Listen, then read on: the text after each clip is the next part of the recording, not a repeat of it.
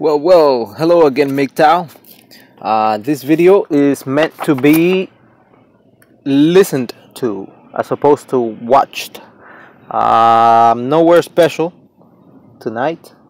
Nowhere worth me showing you, where I am, because it's not. It's just there's nothing to see here where I am now. So, but I think this video is useful. And anyways, I came across this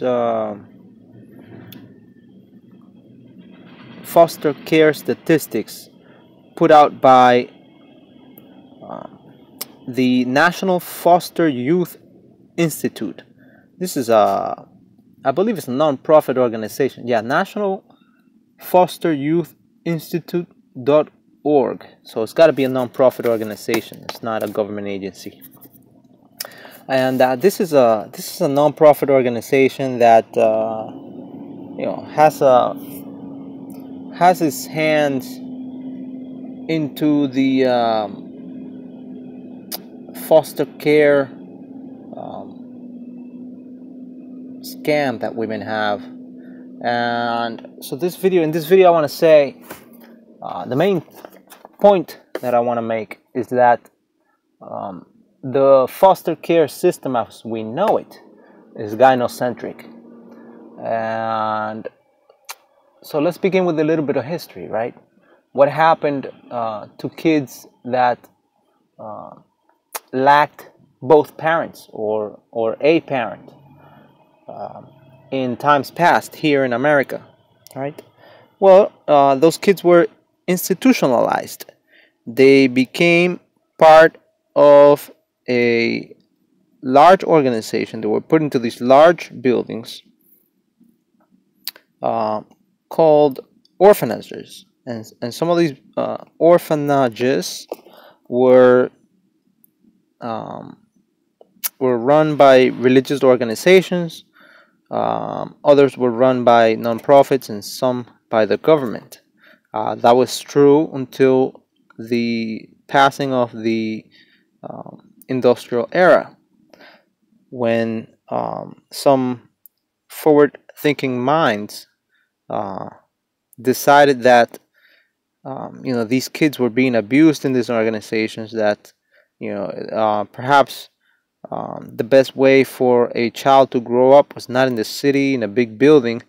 So many of these children were put into trains and sent out to the Midwest and to the West, to families, to grow up with families that were that were a bit better off financially, and so that they would grow up in an environment far away from the city, because in the city they were likely to become victims of abuse.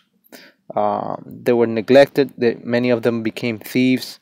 Some of them did use drugs, although that was perhaps not as prevalent in the past as it is today. They did use the natural kinds of drugs, not the artificial stuff that we have going on now. But many of them fell into alcoholism at a young age, right? That was a big problem in America. People drinking heavily,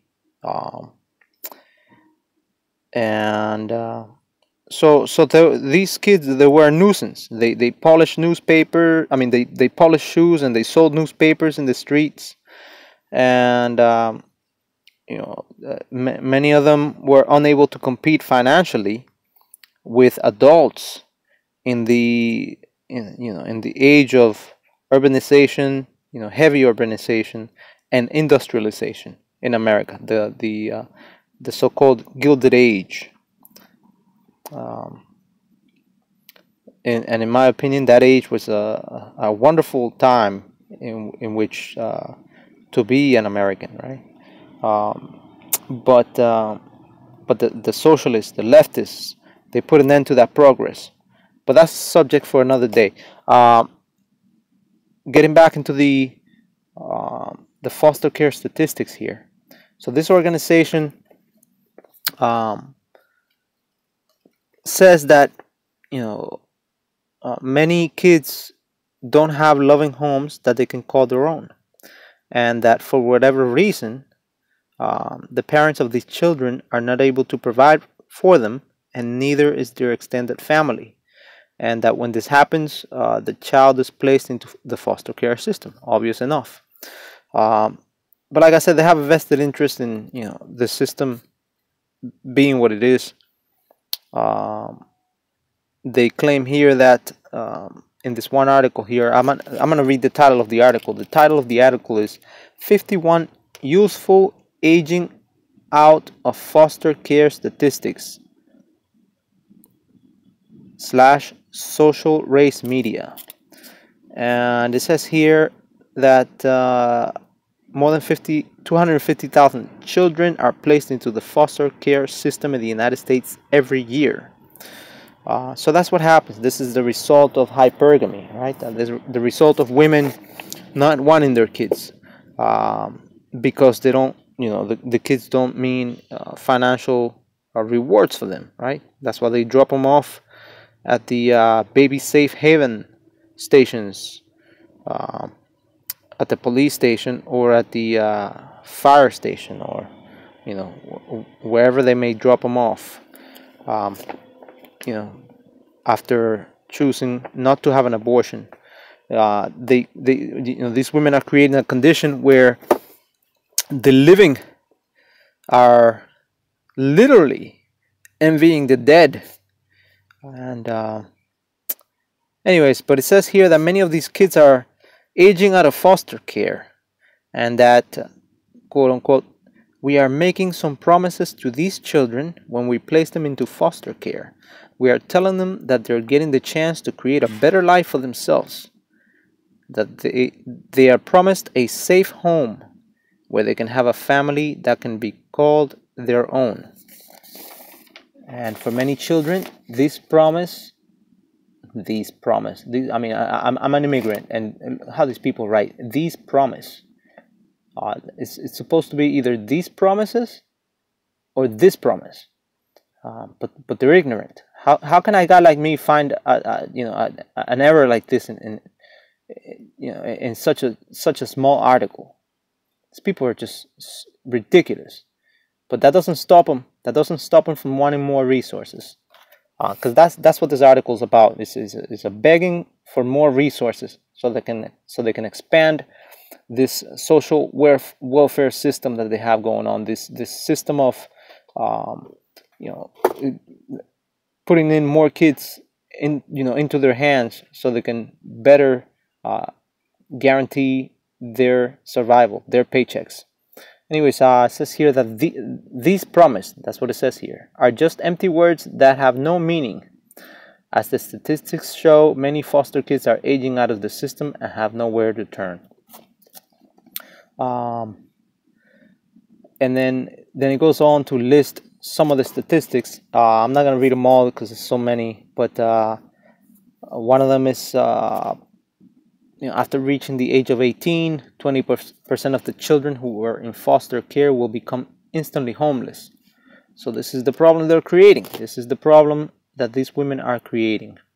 And let me say something, good luck out there if you're a single man and you have it in your heart to try and adopt a young man or a young woman, right? And you want to see them, prosper and be fruitful and productive members of society. Good luck with that, because most of these positions of foster parents, right, are available for traditional families that are well established financially. I mean, it makes sense. I mean, if you wanna adopt a child, you want to be established financially, but they do discriminate. For all their talk about equality, they do discriminate against a single man, right? And they only allow these kids to either be placed into a traditional family for the most part, or a single woman. And there are many cases in which a single woman has in her government assisted housing 5 or 6 different kids that are placed under her care. And these kids can be from of different races and different ages or whatnot. And she's entrusted with the care of these kids. And we see here, according to their very own statistics, how these kids turn out to be. It says here there's less than 3% chance for children who have aged out of foster care to earn a college degree at any point in their lives. It says, let me read another one here. It says tens of thousands of children in foster care system were taken away from their parents after extreme abuse. Now, let me make a note on this here. Right? Tens of thousands of children in the foster care system were taken away from parents after extreme abuse. Now, who's taking care of these children? With all the single mothers we have out there, we have to ask, who is abusing these kids, right? Because if daddy is out of the picture, right? Because big Uncle Sam made it so that the man was out of the picture, right? So that it wasn't worth to stay around your kids. They made it almost unbearable, right? So it's the mother that's taking care of the kids, and now she abuses them, right? It doesn't say here directly, but she's the one abusing the kids. And so these kids end up in the foster care system. That's how those kids end up in the foster care system. And of course, these people are going to justify their existence. It says one of the biggest problems that social workers face today is a stigma that people have regarding what they do. Many people see child protection workers as vengeful, hateful people who just want to take kids away from their parents and families. And there's an element of truth to that. There is an element of truth to that. But it says here the sad truth is that over 6 million children are at high risk of being abused. I mean, I think some of these statistics are somewhat inflated, guys. But they do say, 6 million children are at high risk of being abused by their families annually. By their families, that means their mother. And this is represented by over 3 million reports of possible abuse that are filled every year. We know that children thrive in families, and that is why we want kids to be placed into foster care instead of an institution. Yeah, well, they're abused by women, right? And no, they don't want the kids to be placed into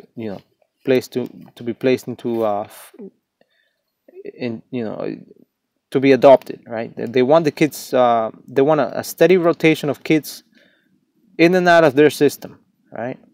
Who cares if these kids, grow up without proper instruction for living, and they become criminals, and they don't do well, and they suffer emotional and psychological trauma throughout their lives. Who cares, right? After that, they may end up incarcerated, and it feeds the system. It keeps on feeding the system. It's expensive, but it produces taxes. It stimulates the gross domestic product of the nation, right? Crime pays, but we have to ask, who does it pay the big money to, right? Who's making the big money when crime pays? And anyways, it says here that 10% of the kids that are placed into the system age out of it without ever really getting the chance to heal. And I would have thought that the system was their chance to heal, right? Then it says, is violence against children a hidden American epidemic, right? And it goes on to list some violent statistics here regarding children. It says 397,122 children, we're talking, third of a million kids here, are living without permanent families in the foster care system. The number of these foster kids who are eligible for adoption on average every year is 101,666. 32% of those kids wait at least 3 years before they're adopted. See, nearly 60% of young men who age out of the foster care system are legally emancipated have been convicted of a crime.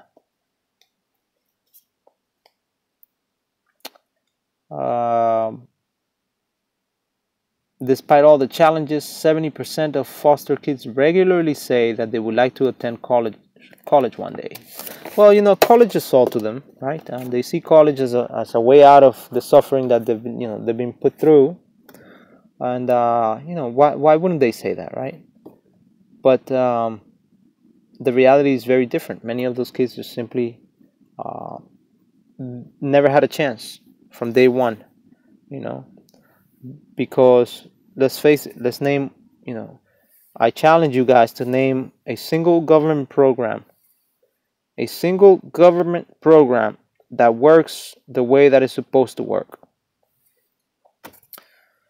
And so when these kids fall into the hands of these social workers, you bet your every dollar that they're gonna do what it takes to keep them in the system, for as long as they can, so that they can justify their existence.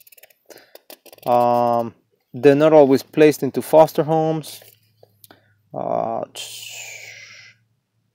It does say here that 58,000 children in the U.S. foster care system were placed in institutions or group homes as of 2012.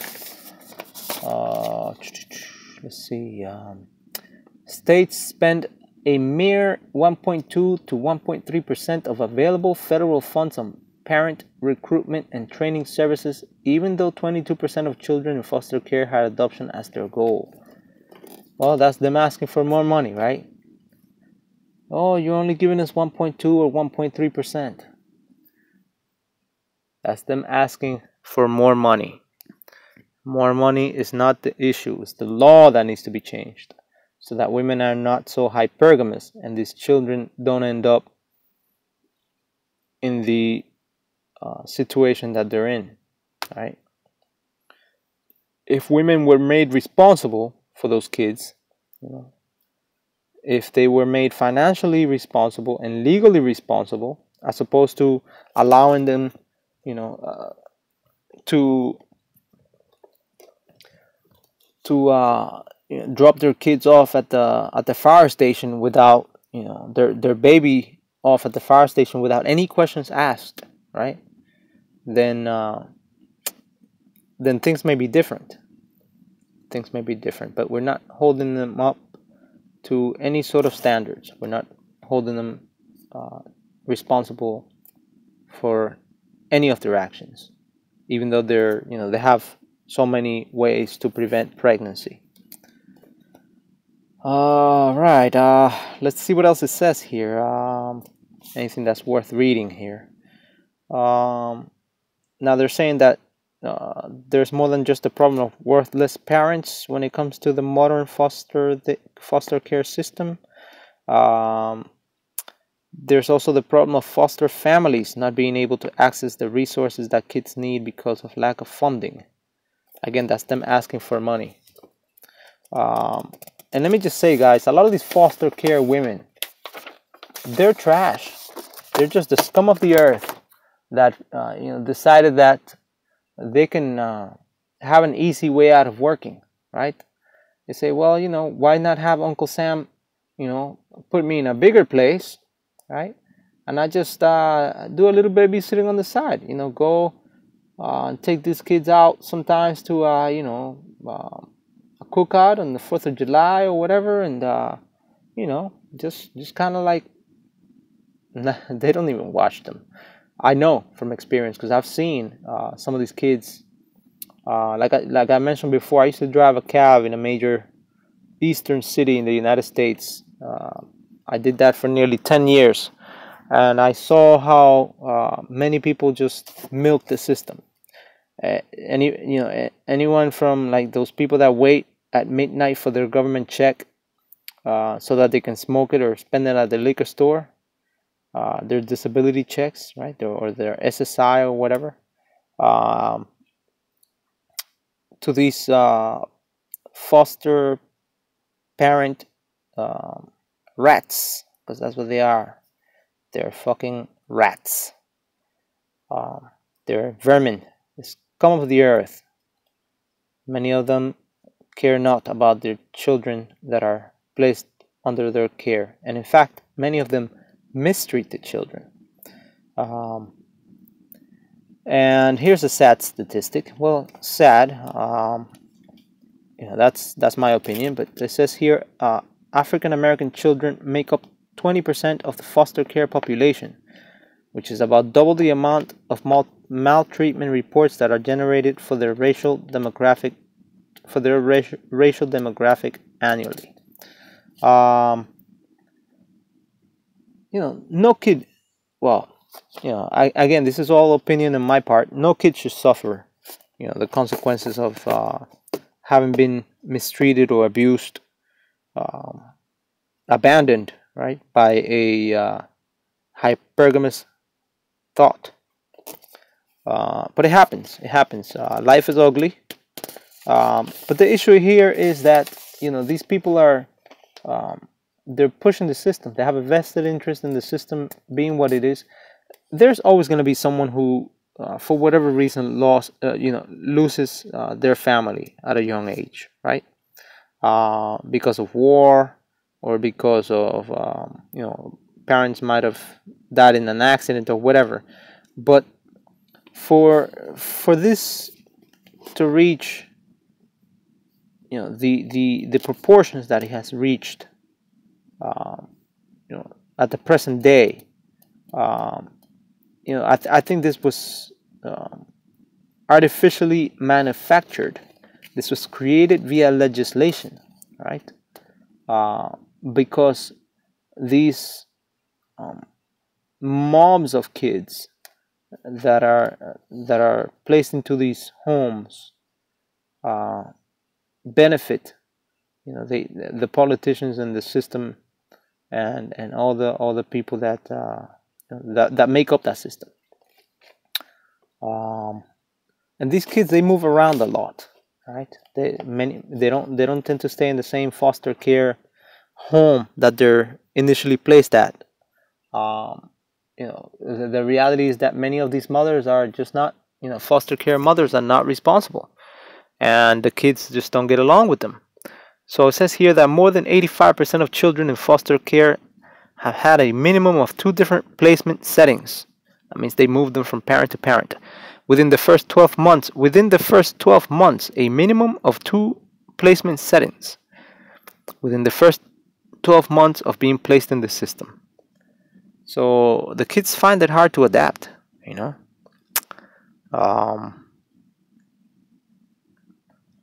Let's see what else here. 73% of cases of child maltreatment are due to neglect. That very peculiar way in which women ignore others, right? Children suffer as a result of that too.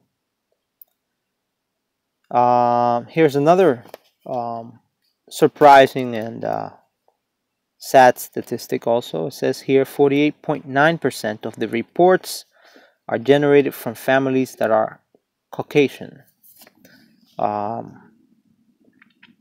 Anyways, I just thought I'd share some of these statistics here with you guys. Of course, they go on to say, that their goal is to provide children with a new home, to give them a fresh start in life. We can't just take kids out of a home and put them in a new home, and expect them to thrive.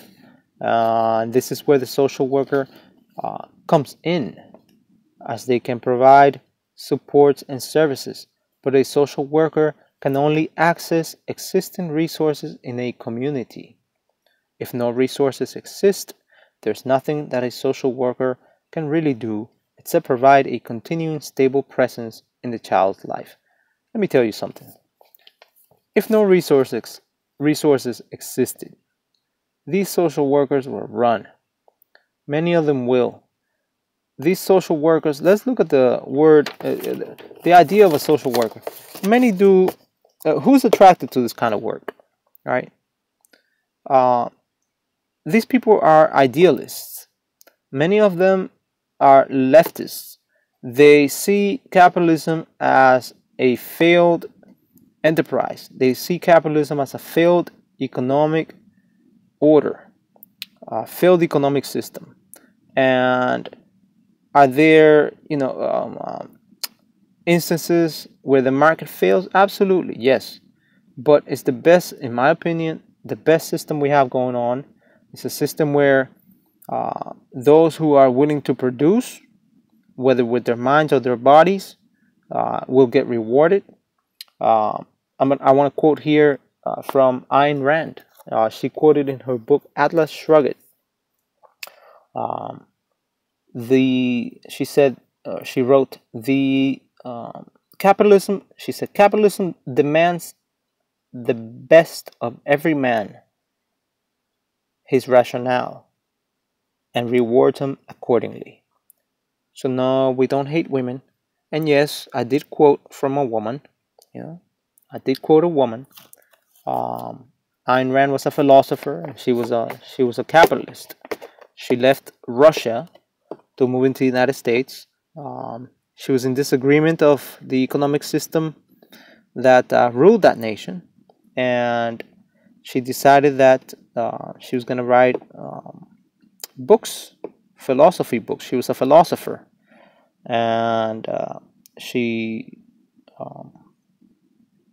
talked about the philosophy behind capitalism at a time when capitalism needed justification for its existence. Anyways, so these social workers, these people, they're leftists, right? They're the people that they have to have the 8-hour work day, the 8 hours of work, 8 hours of sleep, and 8 hours to do whatever you want, right? And they have to have the union there, and they have to have the benefits from the company and the security of a steady paycheck. It's a totally different mindset, the mindset of a social worker. The social worker, the social justice warrior, right? The socialist. All these people are promoting a system that is based on the cohesion and camaraderie, right? But those systems, wherever socialism has been tried, it has largely failed, right? In a macro scale. Anyways, I don't want to bore you anymore than I already have. Actually, no. I hope you found this video as interesting as I found it to be, right? And I thank you for watching. Do keep in mind that there are kids out there, many kids that are suffering because of this system that's been created, this gynocentric system that is the foster care system created by the leftists, for the leftists, at the expense of children's lives. Thank you for listening, and I'll catch you in the next one.